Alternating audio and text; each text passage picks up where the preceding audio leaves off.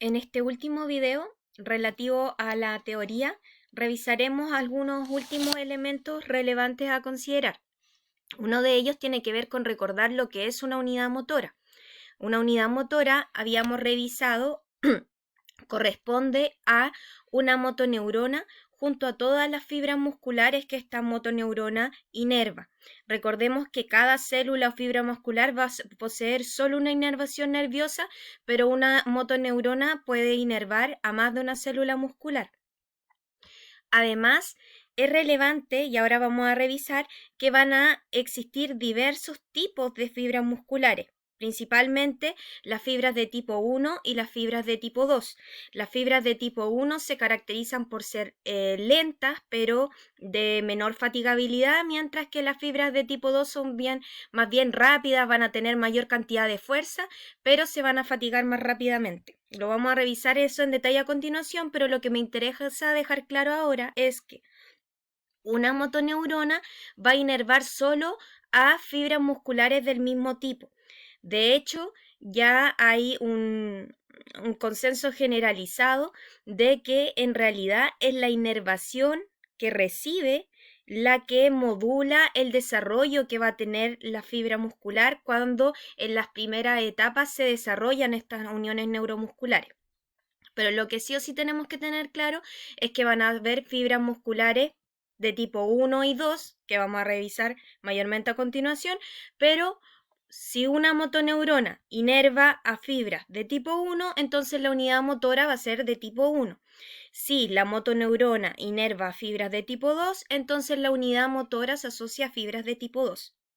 Yo siempre le he dicho que hay que considerar y siempre mantener una actitud crítica porque pueden haber errores en libros, en papers importantes, en todos lados encontramos errores.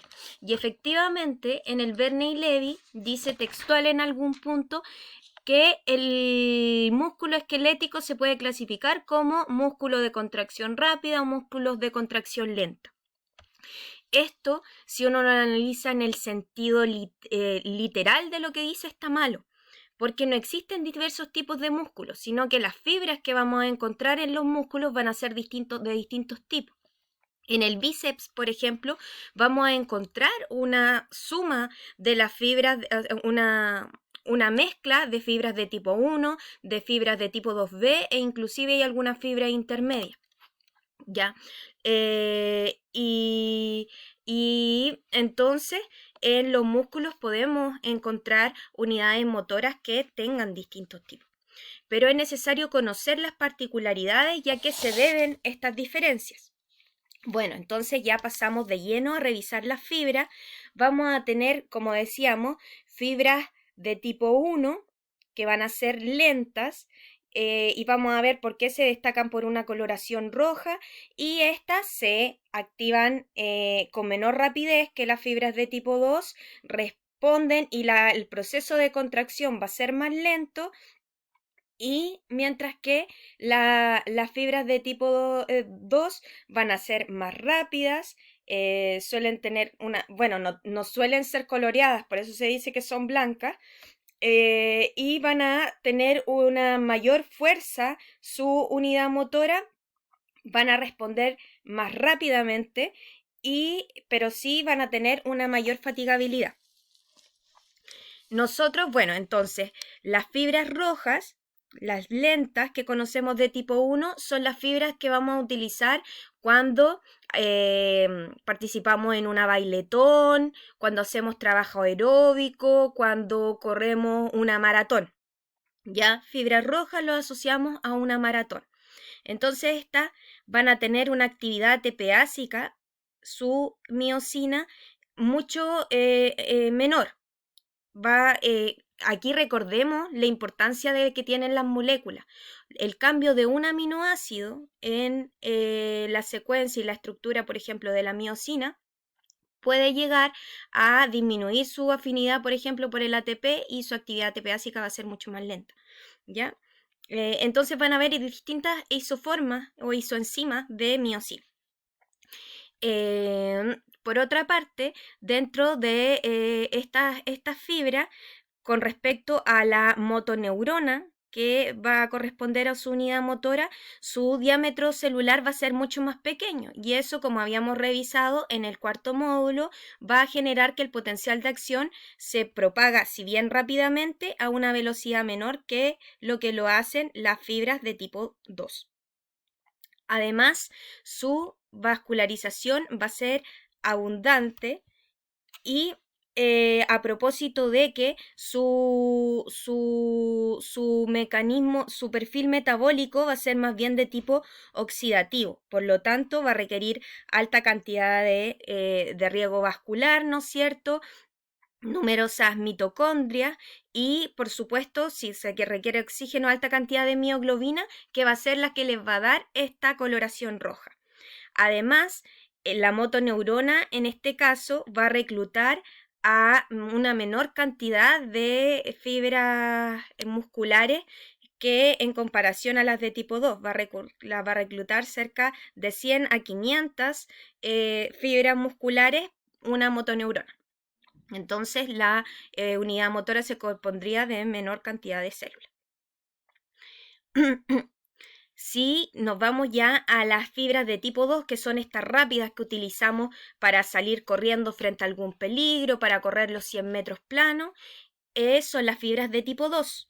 De las fibras de tipo 2 vamos a reconocer dos tipos. La 2A, que son oxidativas rápidas porque su metabolismo es más bien oxidativo, no obstante, este tipo de fibra muscular no vamos a ahondar en él ya que es infrecuente en humanos, si bien es altamente presente en mamíferos, es infrecuente en humanos.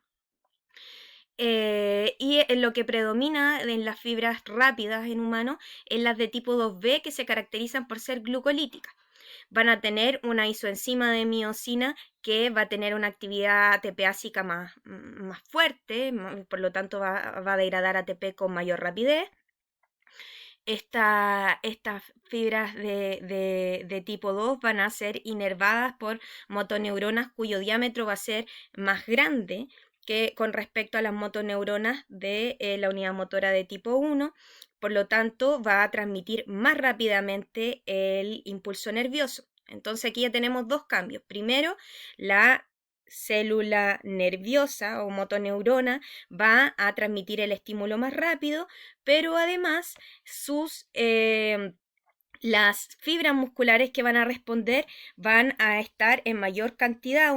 Una unidad motora de tipo 2 recluta la motoneurona entre 1000 y 2000 fibras musculares. Estas fibras van a ser más grandes y por ende la fuerza de la unidad motora va a ser mayor.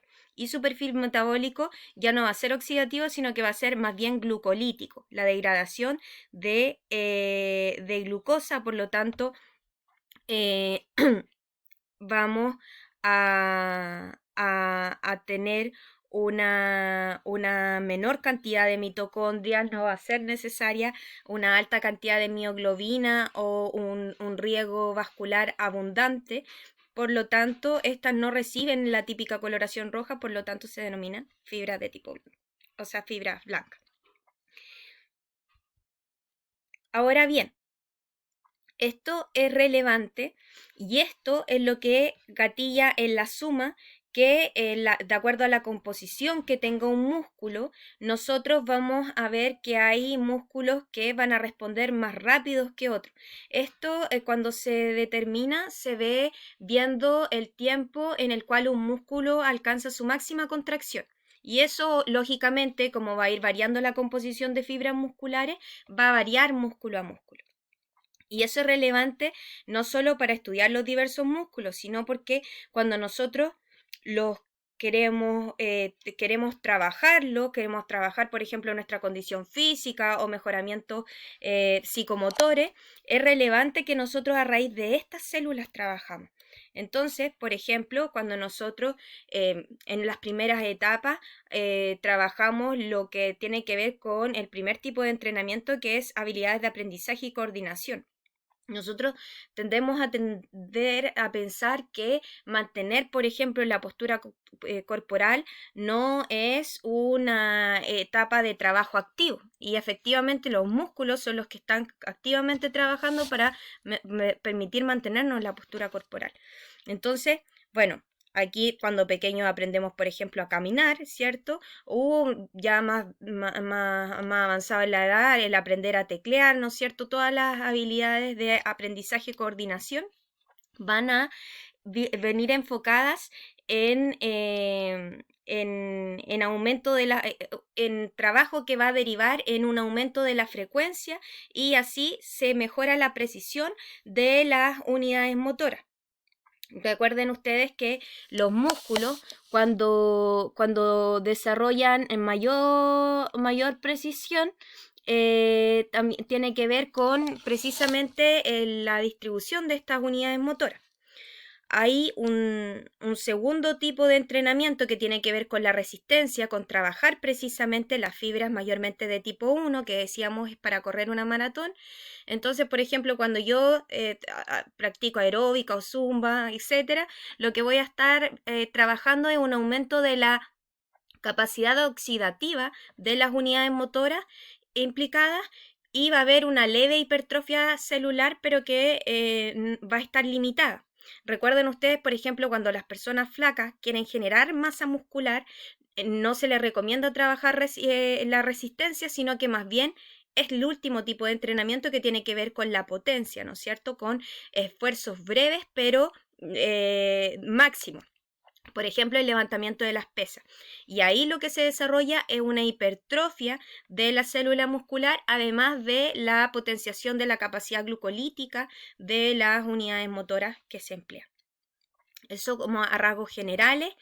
Y además, a propósito de que el laboratorio, el módulo 5 del laboratorio, en la guía oficial, lo que se hace es que se estudian las propiedades biofísicas de los músculos. Vamos a revisar entonces dos elementos que son importantes. Recordemos que en la contracción muscular lo que ocurre es que disminuye la longitud del músculo, ¿no es cierto? Se alcanza un máximo de contracción y eso se asocia a una fuerza o trabajo. Entonces, si nosotros queremos estudiar estas propiedades biofísicas, lo que hacemos es estudiarlas por separado. Y es ahí donde se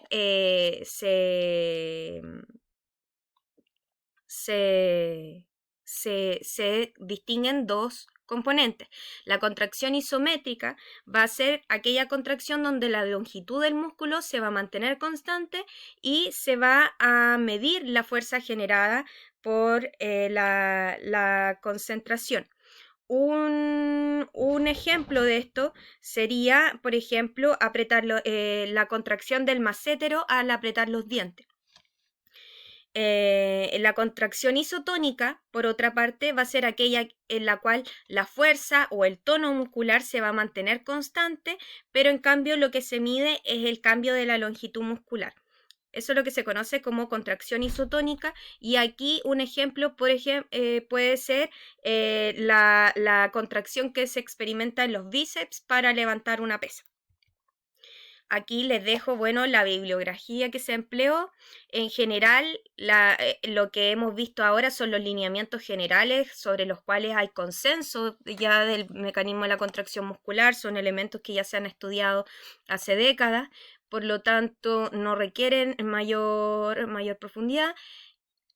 Lo que sí, bueno, ahora en el encuentro vía videoconferencia les voy a explicar el trabajo de investigación que vamos a desarrollar, comprendiendo la relevancia de las diversas moléculas y proteínas que interactúan para permitir este proceso de contracción y que necesitamos actúen correctamente.